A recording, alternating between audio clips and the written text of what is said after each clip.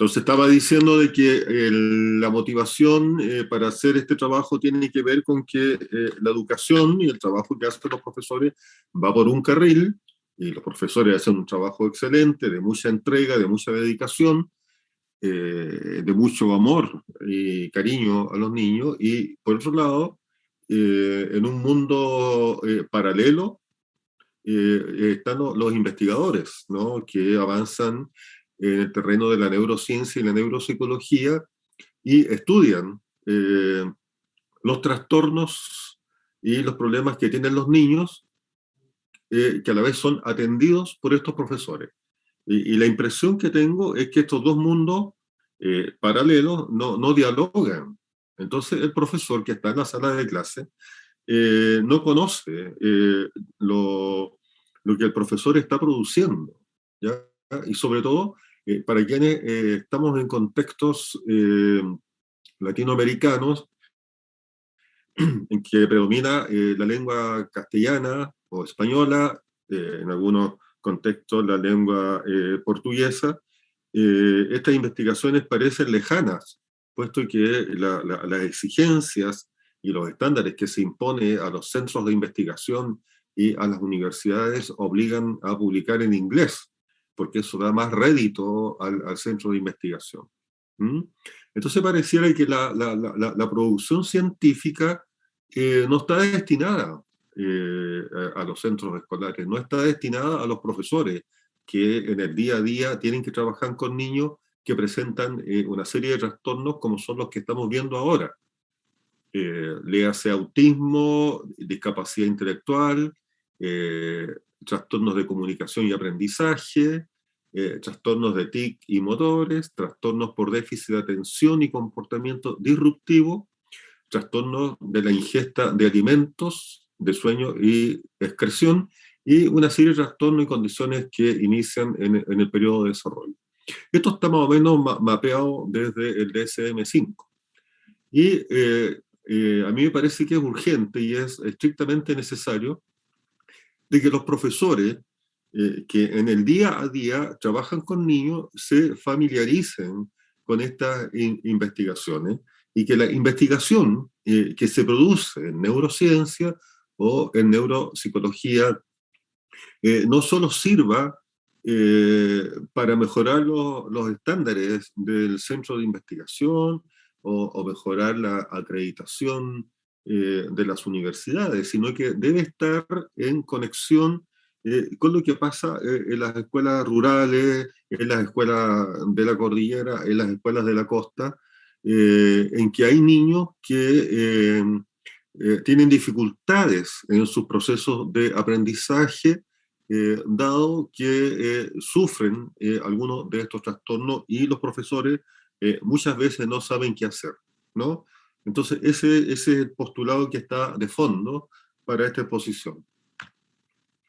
Respecto del autismo, yo voy a hacer una muy breve reseña y me referiré un poquito más en profundidad a aquello que está en un color distinto, ¿ya? Eh, Hay un apartado del DSM-5 que aborda el autismo y la capacidad intelectual. Se habla de desempeño intelectual limítrofe, trastornos de espectro autista, retraso global del desarrollo, discapacidad intelectual no especificada, ¿no? Y generalmente, quien sí tiene algún conocimiento de esto y es capaz de diagnosticar y abordar es el psicopedagogo o el perdón, o el educador diferencial. En algunas escuelas, especialmente aquellas que son pagadas, tienen también en su planta permanente un psicólogo que los puede apoyar. Pero eso no ocurre con el 90% de niños. Yo no sé en otros países, pero en Chile más del 90% de los niños asiste a establecimientos educacionales que reciben aporte estatal.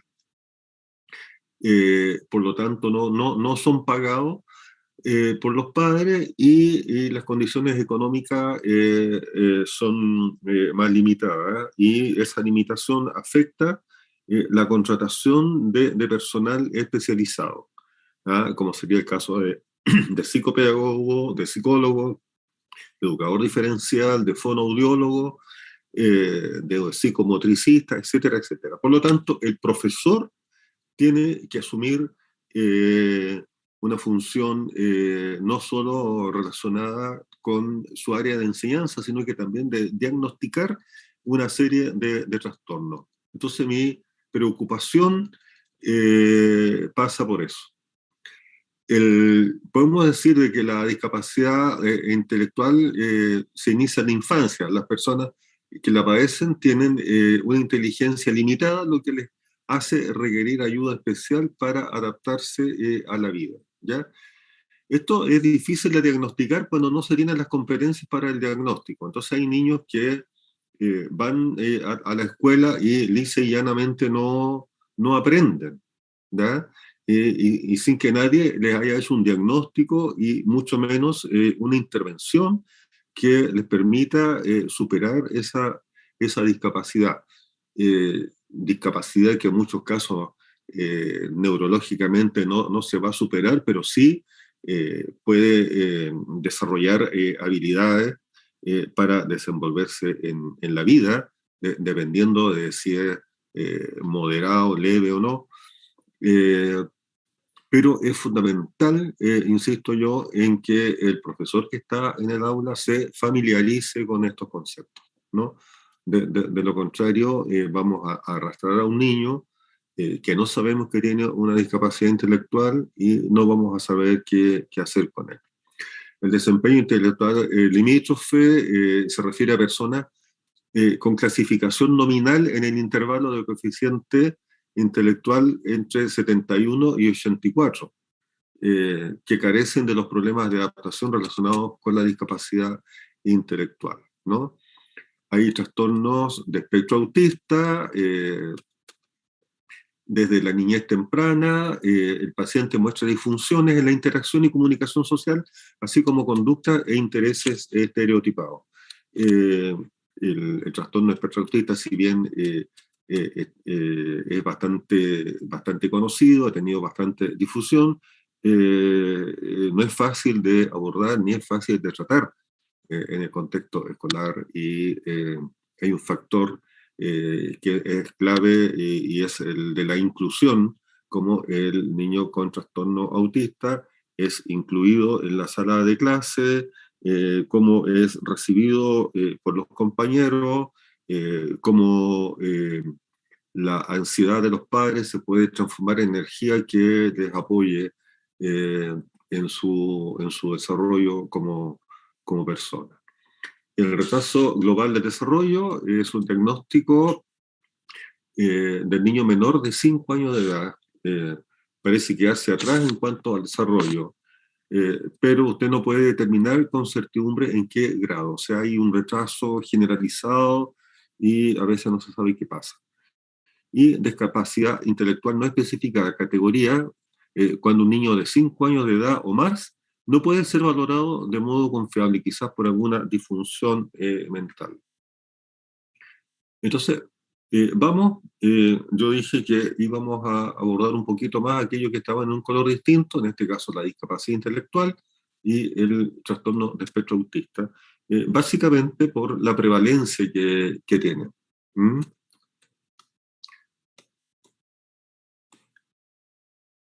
Ahí. Eh, la discapacidad intelectual puede estar asociada con anormalidades en los cromosomas, ya sea por duplicación, translocación, supresiones, trisomías completas o parciales. La causa más común de la discapacidad intelectual de tipo genético es el síndrome de Down y el más frecuente, déficit de un solo gen en el síndrome X frágil. La causa genética generalmente abarca un 40% de los casos de discapacidad intelectual, ¿no?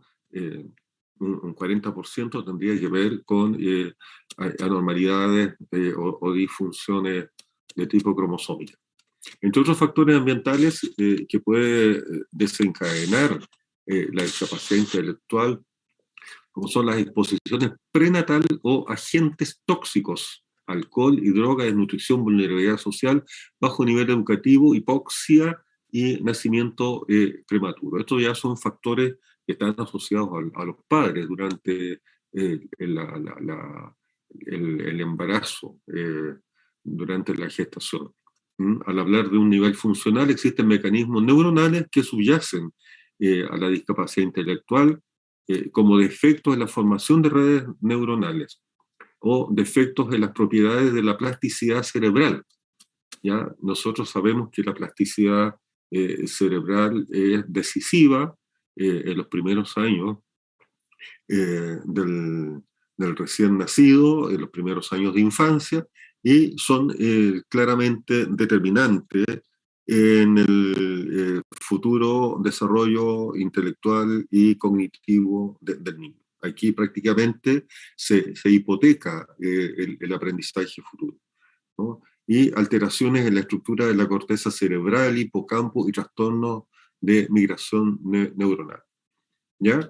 Entonces, esta es la información más o menos actualizada que tenemos de lo que pasa con la discapacidad intelectual. Eh, eh, Inclusive hoy se cuenta con estudios de neuroimagen que revelan alteraciones estructurales, ¿ya? De hipoplasia, de vermis, del cuerpo calloso, anomalías ventriculares. O sea, hay una evidencia muy clara de que la discapacidad tiene que ver con condiciones que están situadas en alguna zona del sistema nervioso central, no en la radiación óptica y el haz cortoespinal, así como menor activación de la corteza prefrontal dorsolateral en la corteza cingulada y el estriado. Todo lo anterior podría ser la base de los déficits neuropsicológicos encontrados en esta población, ¿no? Entonces, el niño que tiene estas dificultades y estos trastornos que le impiden tener un aprendizaje efectivo, sin duda que tienen un mundo de complejidades que están asociados a su desarrollo neurológico. De manera que no lo podemos abordar de manera tan simple, y esto urge a que los decisores, es decir, los que toman decisiones en educación, generen espacios para trabajo interdisciplinarios que incorpore especialistas que trabajen con los profesores, ¿ya?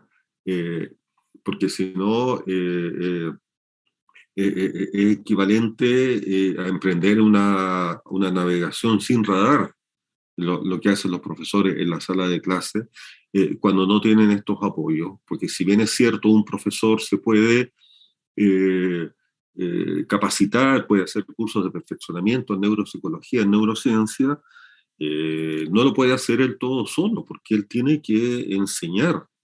Entonces, esta presentación también es un llamado a quienes toman las decisiones para que se hagan los esfuerzos y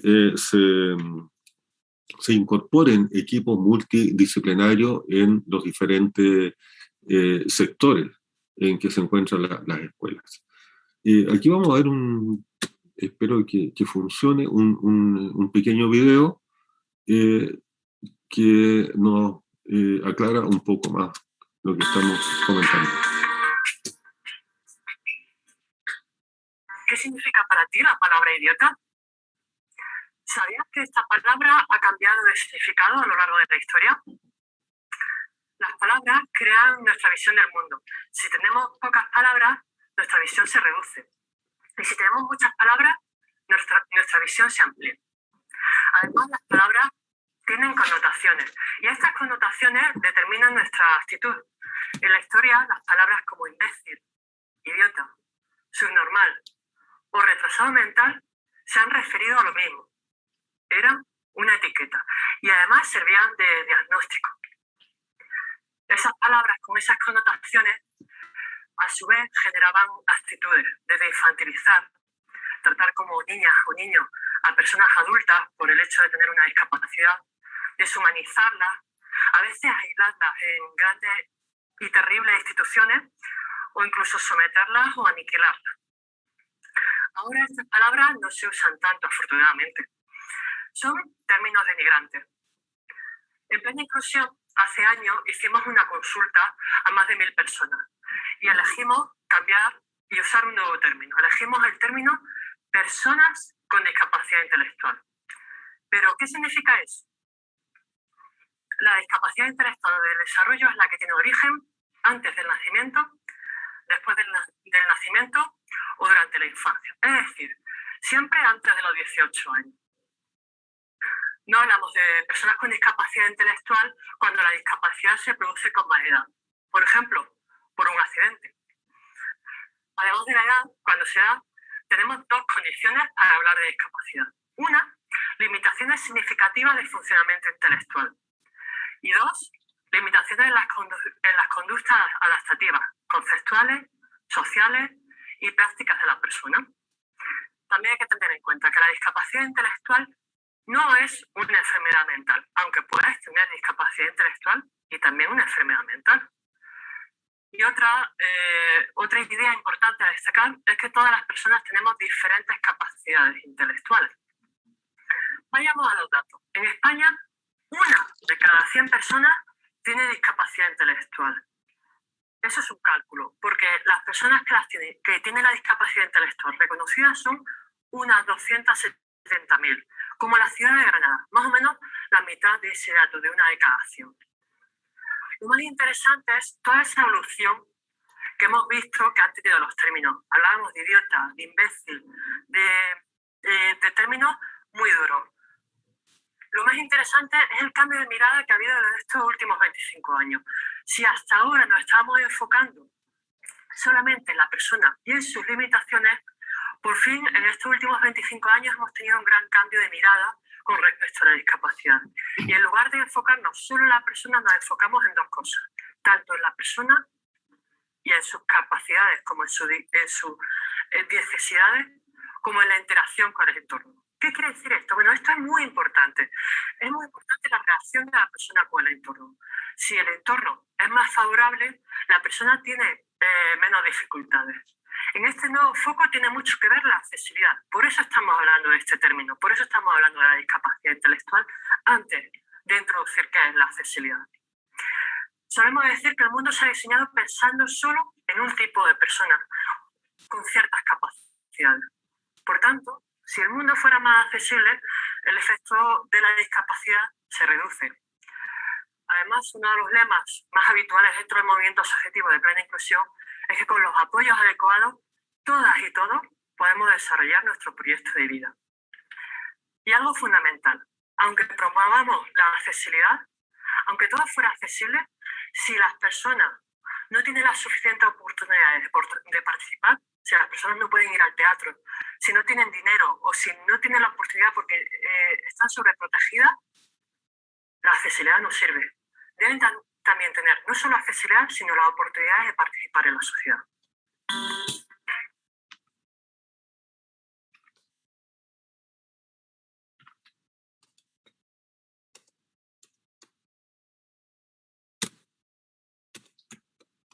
Bueno, no haré más comentarios porque el video se explica solo y es bastante decidor, ¿no? Y el tiempo nos persigue, así que veremos el trastorno de espectro autista, que también tiene una serie de factores que están en la base y dice que se han encontrado múltiples diferencias en el neurobiológico entre las personas con trastorno de espectro autista y su giro normal. Entre las diferentes estructuras se han hallado cambios en el volumen global y en las áreas específicas del cerebro. Fíjense ustedes que hay una variación en el volumen del cerebro. En cuanto a las diferencias funcionales, se ha encontrado de manera consistente una disfunción en las diversas proteínas involucradas en las sinapsis neuronales y en los genes que codifican estas proteínas. O sea, está claramente tipificado y caracterizado el trastorno de espectro autista desde la neurobiología, desde la fisiología. Al igual que una actividad anormal de diversos circuitos cerebrales asociados a funciones cognitivas y emocionales. Si bien el hallazgo de dichas diferencias estructurales y funcionales del sistema nervioso no han logrado esclarecer aún la etiología. A pesar de estos hallazgos, no se tiene clara la etiología, ¿no? La evidencia reunida en los últimos decenios deja en claro que existen componentes neurobiológicos relevantes asociados al autismo. ¿Mm? Esto que decíamos antes, como cambio estructural del volumen del cerebro, es un hallazgo común en los estudios de imagen realizados a menores con autismo. Es curioso cómo estos estudios muestran una reducción en el volumen total del cerebro de los niños con TEA al nacer, luego una aceleración en el aumento del volumen durante el desarrollo hasta cerca de los 5 años, y luego viene una atenuación progresiva en el curso de la adultez, ¿ya? Entonces hay técnicas como la resonancia magnética, permiten ver las fibras de sustancia blanca, sugieren que la diferencia en el volumen cerebral en los TEA se asocia a un patrón de conectividad estructural y funcional atípico, es decir, que los TEA se asocian a un cerebro conectado de manera atípica, ¿ya? Las diferencias en regiones específicas del cerebro incluyen cambios en el volumen del cerebelo, en la amígdala, en los ganglios basales y en los lóbulos frontales. Es decir, hay una configuración del sistema nervioso central que es distinta respecto de aquello, no quiero decir la palabra normal, sino que quiero decir de aquellos que no tienen el trastorno del espectro autista. Por lo tanto, aquí hay un tema altamente especializado y que, vuelvo a reiterar, debe contar con el mismo apoyo especializado. Y este apoyo especializado no solo debe manifestarse a través de las publicaciones de alto impacto y de alta indexación, sino que también en la vida cotidiana de las escuelas. Yo creo que el trabajo investigativo no está terminado cuando se hace la publicación de alto impacto, sino que el trabajo se termina cuando esto llega a las escuelas, especialmente aquellas escuelas más vulnerables que tienen menos acceso a profesionales que atienden a estos niños. Vamos a ver un pequeño video que va a complementar la idea.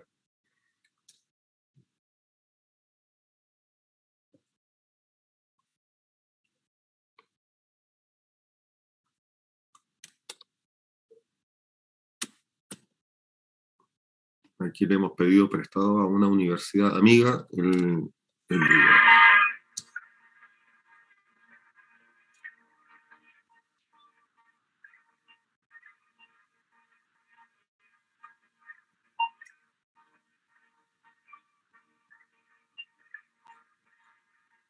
Si una persona con autismo observase este fragmento de la obra Bodas aldobrandinas, percibiría con precisión la variedad de colores utilizados, las distintas formas presentes en la pintura. En definitiva, apreciaría perfectamente las características visuales de la obra.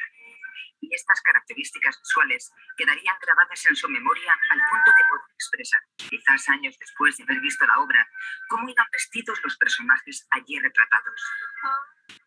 Todo esto podría apreciar con total exactitud. Lo que nunca podría advertir es la preocupación que expresa en el rostro la dama que lleva la túnica blanca, o la ansiedad y la espera que refleja el joven, ni podría inferir el afecto y apoyo emocional que la imagen femenina semidesnuda ofrece a la otra mujer. La persona autista se muestra incapaz de percibir y comprender que otras personas tienen otros pensamientos que no son los suyos. No puede advertir las intenciones del otro. Las importantes habilidades y las grandes deficiencias que conviven en el autista es lo que hace que este trastorno sea especialmente difícil para diagnosticar y tratar. Encarnación Sarria Sánchez y Ángeles Brioso Díez, profesoras de la UNED, han diseñado uno de los cursos de verano que propone esta universidad y que se ha centrado en revisar la situación actual del autismo. Este curso de verano lo que pretende es precisamente acercar a los profesionales que están trabajando con niños afectados de autismo o con adultos afectados de autismo, porque ahora ya tenemos que empezar a hablar de adultos también afectados de autismo y es una de nuestras asignaturas pendientes, pretende acercar precisamente a estos profesionales que trabajan con ellos o a los estudiantes de psicología, ciencias de la educación o de ciencias de la salud, cuáles son estos nuevos avances en el conocimiento del autismo y qué repercusiones pueden tener a la hora de diseñar nuevos modelos de intervención y nuevas estrategias para el trabajo con ellos. Precisamente en esta idea lo que buscamos es dar una combinación de ponencias que nos transmiten precisamente resultados de trabajos de investigación y reflexiones teóricas que surgen a partir de estas nuevas investigaciones y combinado con otras ponencias que aterrizan concretamente en el entorno educativo y en el entorno de la intervención. ¿Qué es el autismo? Entre los años 40 y 60 del siglo XX se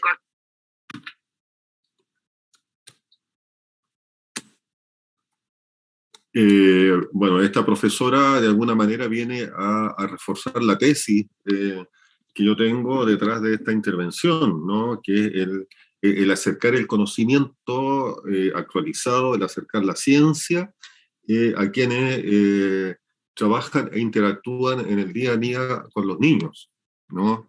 Y niños que tienen autismo, básicamente, o algunos de los trastornos que ya hemos mencionado. Entonces, esto es una urgencia. Es urgente que los centros de investigación, es urgente que las universidades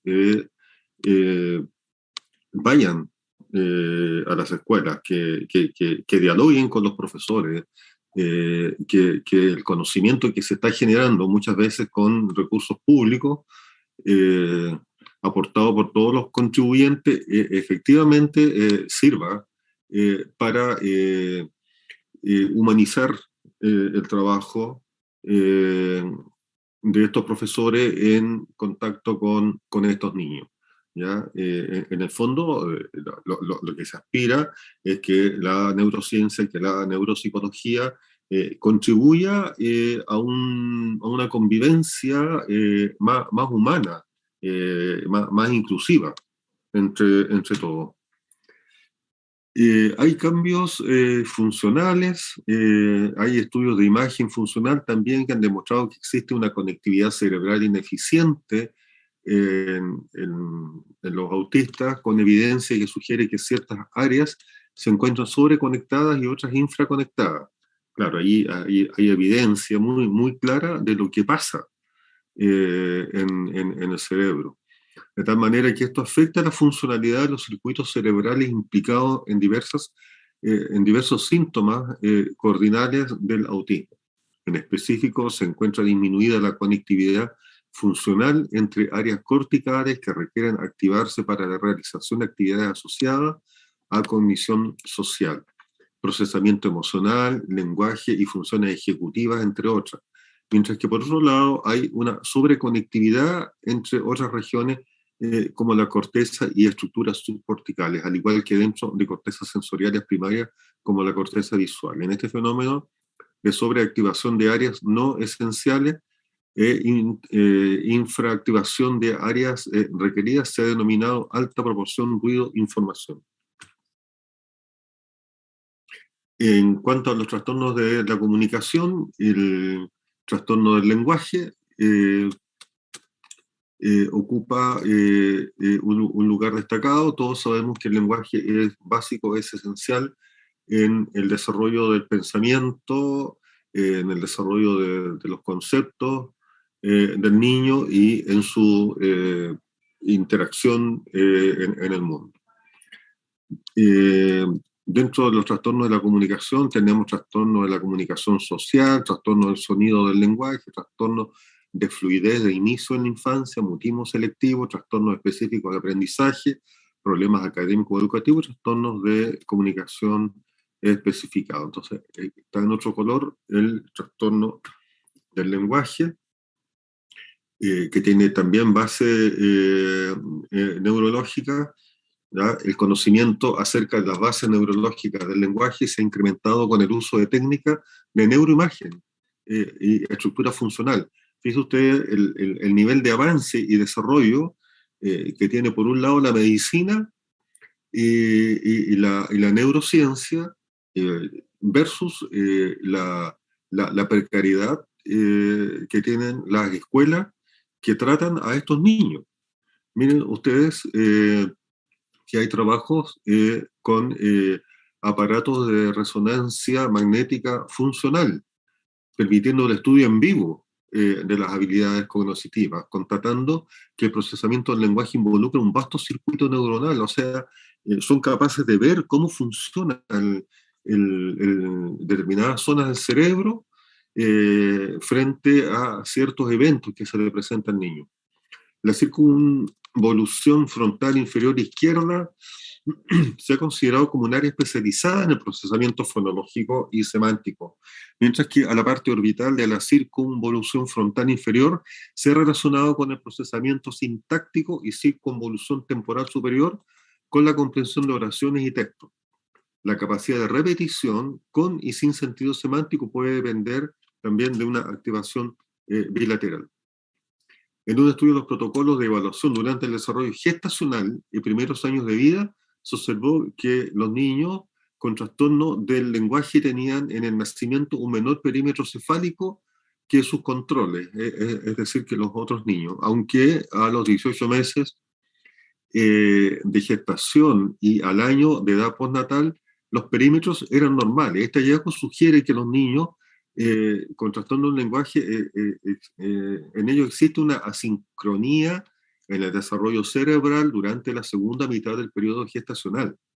Los estudios postulan hoy un funcionamiento y una lateralización anormal en las áreas centrales del lenguaje de los niños con trastorno del lenguaje durante la realización de tareas léxico-semánticas y fonológicas. Se ha constatado que en individuos diestros un 32% tiene una lateralización anormal del lenguaje con un patrón de representación bilateral. Este hecho podría explicar y conllevar un déficit en el pensamiento fonológico dependiente de un circuito neural frontoparietal izquierdo.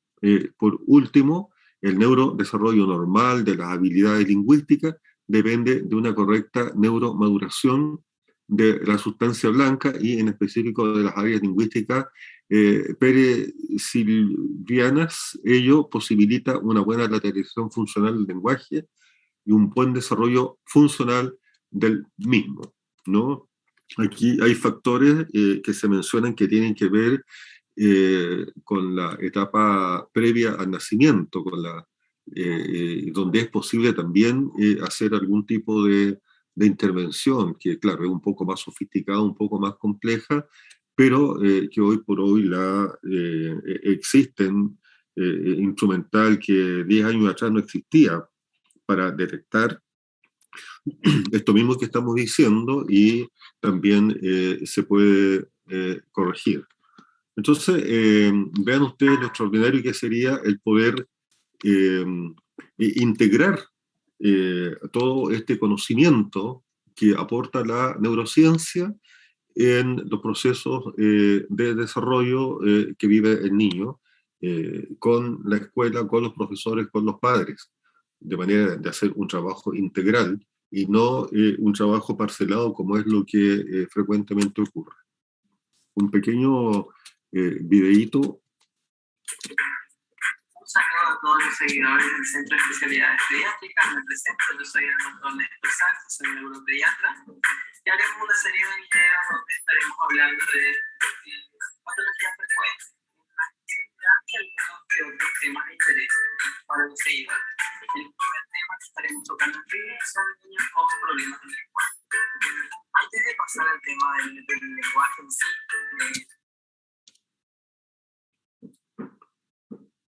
tenemos que entender y como base de todo lo que es el desarrollo del niño.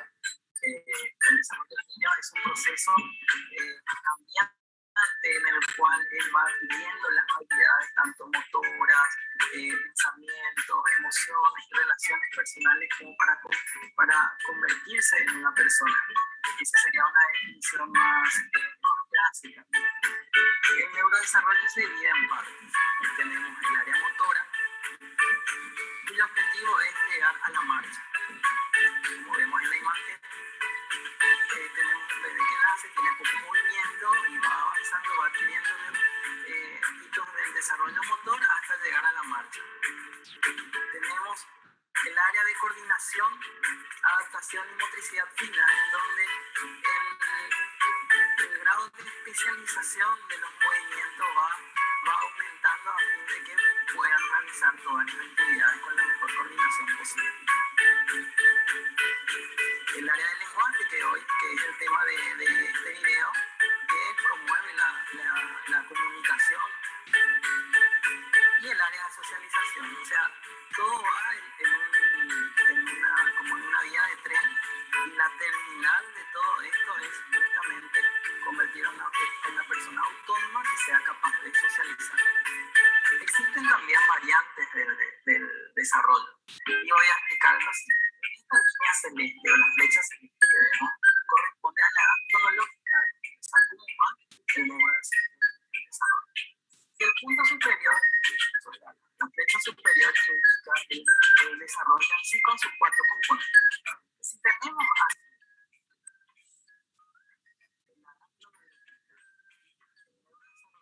de la mano,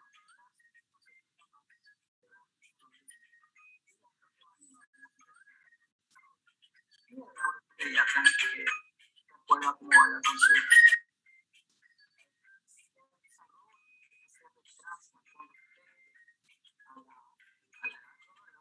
Entonces, eso llamamos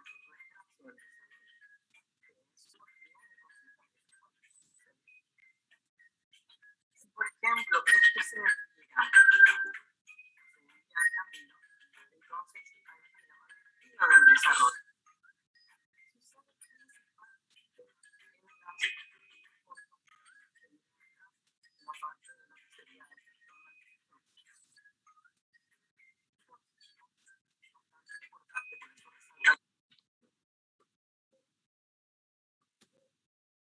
Bueno, la idea es que este video sea una invitación, una provocación a profundizar en el tema. La presentación va a estar ahí, va a estar disponible, están los links, de manera que vamos a avanzar, puesto que tenemos una limitación de tiempo.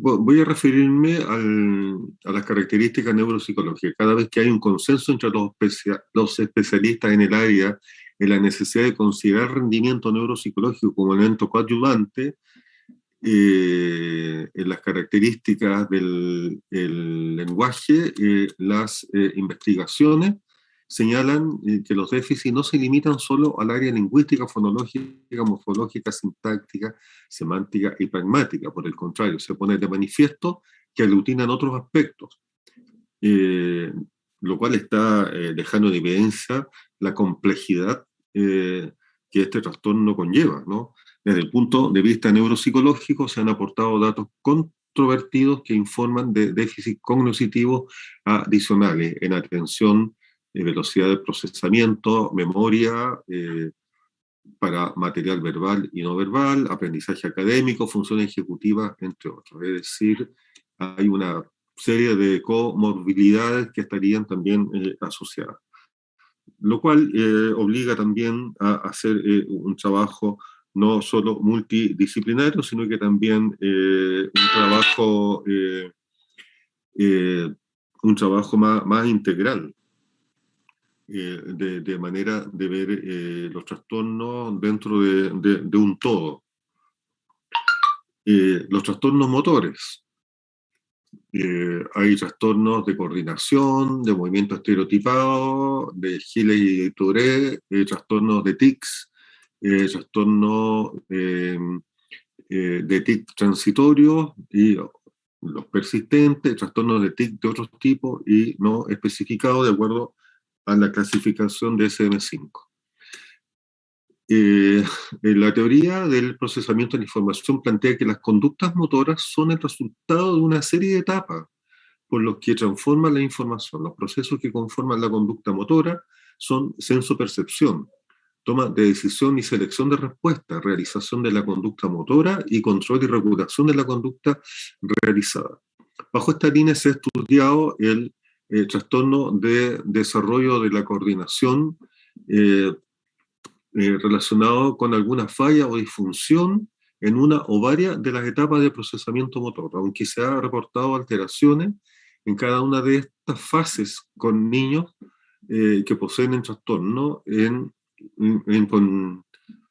se encontró una relación significativa entre fallas del proceso senso-perceptivo, que involucra funciones visoespaciales, percepción visual, propioceptiva y la presencia del trastorno de desarrollo de la coordinación, que tiene que ver, según lo que acabamos de revisar, básicamente con la percepción, con la captación que tiene el niño, ¿no? Más que una cuestión endógena, estaría condicionada por la percepción, por la sensopercepción, cómo recibe la información y cómo la procesa.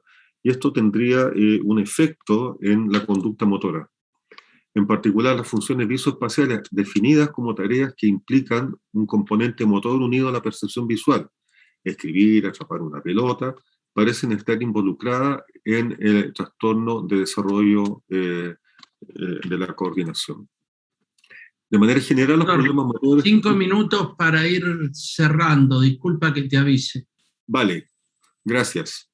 De manera general, los problemas motores presentes en este tipo de trastorno están ligados a una falta en la integración de los procesos perceptuales y motores, ya que los niños claro, antes se hablaba de trastornos motores, pero ahora se habla de trastornos del desarrollo de la coordinación, porque estarían determinados, y esta probablemente es la información nueva, por la información visual al ejecutar una tarea visoespacial, ¿ya? Es decir, podría estar determinado por un problema visual del niño, ¿ya? Y no basado en un problema motor propiamente tal, ¿ya? En comparación con aquellos sin trastorno de desarrollo de la coordinación, quienes se muestran menos dependientes de esto. Vamos dentro del tiempo que nos queda, a mostrar un pequeño video.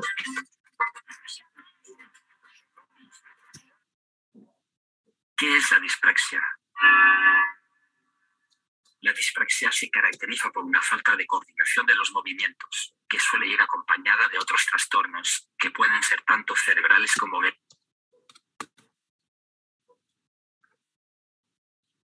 verbales. La dispraxia suele afectar en la realización de actividades cotidianas, dificultando planear, coordinar y ejecutar movimientos físicos. Por otra parte, la persona con dispraxia suele tener claro lo que quiere hacer. El problema es que sus respuestas motoras no corresponden con su intención, generando esto mucha frustración. Diferentes clases de dispraxia. La dispraxia puede afectar diferentes tipos de movimientos. Se divide en dispraxia ideomotora. Dificulta completar tareas motoras de un paso, como peinarse y decir adiós con la mano. Dispraxia ideatoria o itacional. Dificulta ejecutar una secuencia de movimientos, como lavarse los dientes y hacer la cama. Dispraxia ormotora, también llamada apraxia verbal o apraxia del habla. Dificulta la coordinación de movimientos musculares necesarios para pronunciar palabras. Los niños con dispraxia puede que no articulen bien al hablar y sea difícil entenderlos, porque son incapaces de pronunciar. Dispraxia constructiva. Dificulta entender las relaciones espaciales. Los niños con este tipo de dispraxia pueden tener dificultad copiando formas geométricas o para usar bloques de construcción. ¿Cómo identificarla? Si notas alguno de estos síntomas en tu hijo, coméntalo a tu especialista para poder ajustar. Bueno, nuevamente, dadas las limitaciones del tiempo, vamos a dejar el video como una invitación a revisar y a profundizar este tipo de trastornos.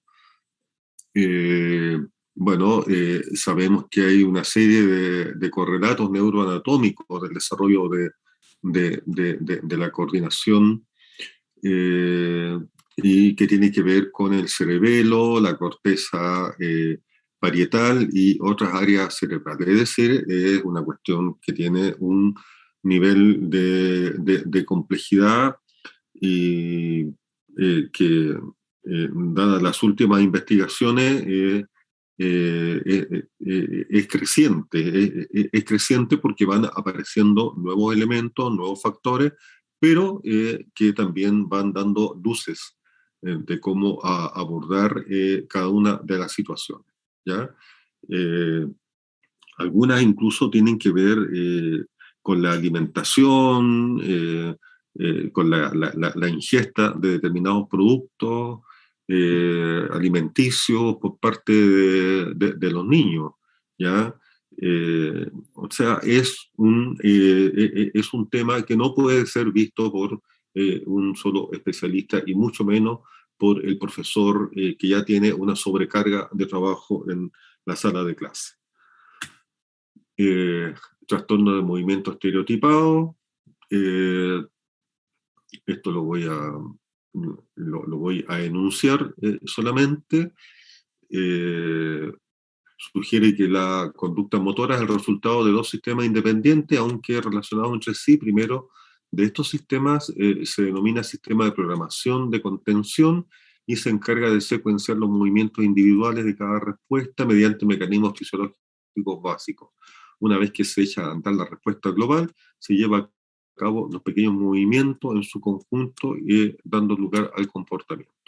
El segundo componente del sistema de atención del supervisor SAS, el cual prepara y edita la selección de respuestas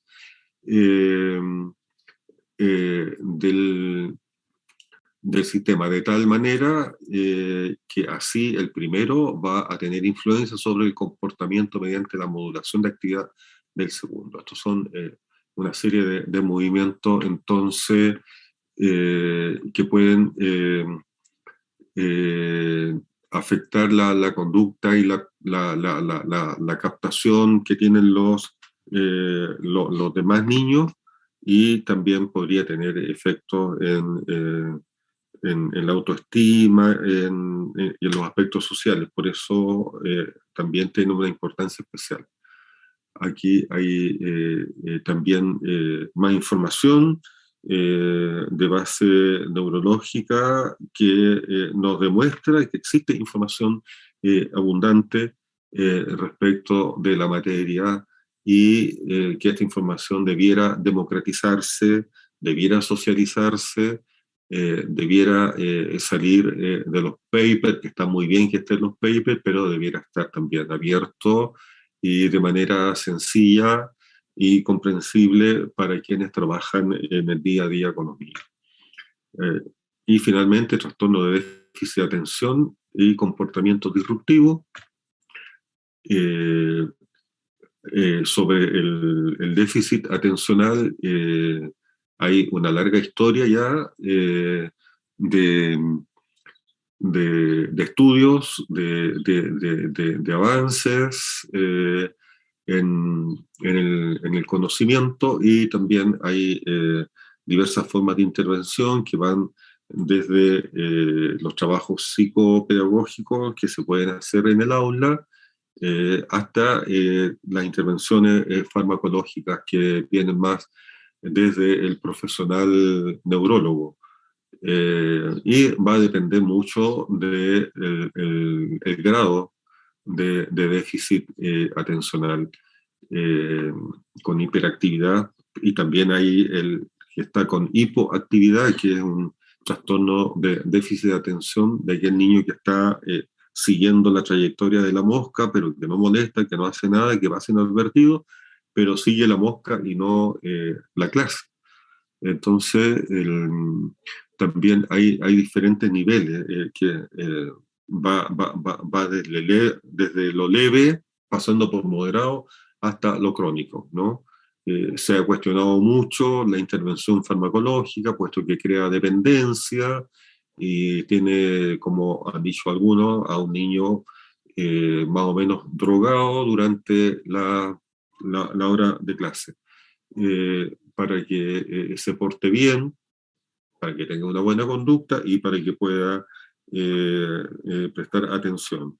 Y ese es uno de los temas que probablemente está en la discusión hoy y deba ser abordado por, tanto por profesores, que son los que en el día a día están con estos niños.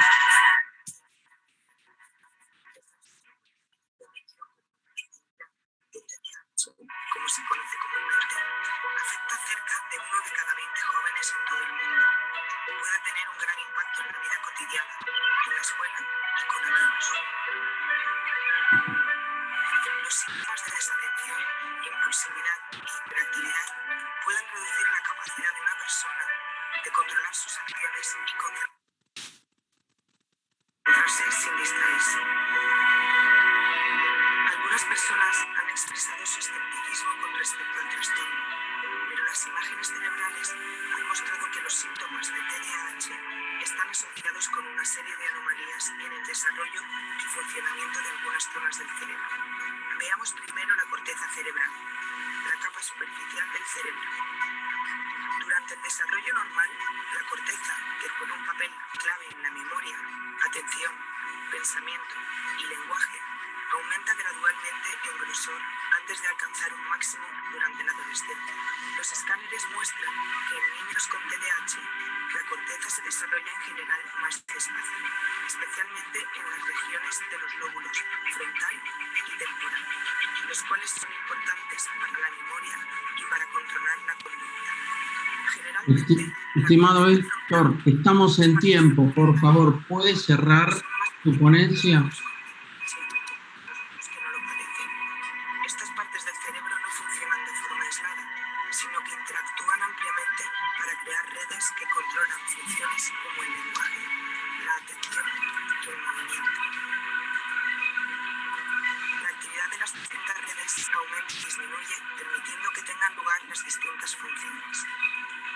Por ejemplo, mientras estás viendo este vídeo, la actividad en las redes involucradas en el procesamiento de la información generalmente habrá aumentado, mientras que la actividad en las redes involucradas en la distracción habrá disminuido. En una persona con TDAH, la actividad de estas redes está alterada y las conexiones dentro de las redes están interrumpidas. Y cuando miramos más de cerca la comunicación entre estas redes, también hay un trastorno en la liberación de las sustancias químicas, dopamina y noradrenalina, que son las responsables de transmitir los mensajes entre células cerebrales. En términos generales, cuando los niños con TDAH llevan a cabo tareas específicas, algunas redes no están encendidas lo suficiente, mientras que otras permanecen encendidas demasiado tiempo. Las investigaciones en todo el mundo han mostrado diferencias en el desarrollo y el funcionamiento del cerebro de los niños con TDAH. Aunque todavía no podemos usar técnicas de imagen cerebral para diagnosticar este trastorno, cuanto más aprendamos sobre TDAH en el cerebro, mejor podremos entender los síntomas que los niños con TDAH experimentan en la vida cotidiana y más podremos hacer para apoyarlos.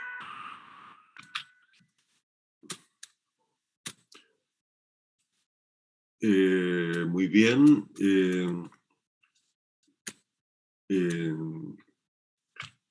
Hay una breve exposición que por razón del tiempo vamos a dejar hasta ahí.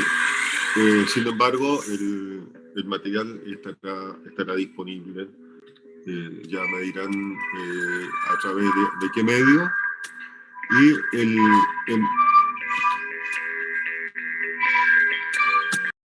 Gracias, Héctor. Discúlpame que te tuve que cortar, pero ya tenemos al próximo ponente que empezaba a las 12 y me gustaría, si después te puedo pasar hay unas preguntas para que después tú las puedas responder por el chat, si no te molesta. Así le doy paso a la próxima ponente.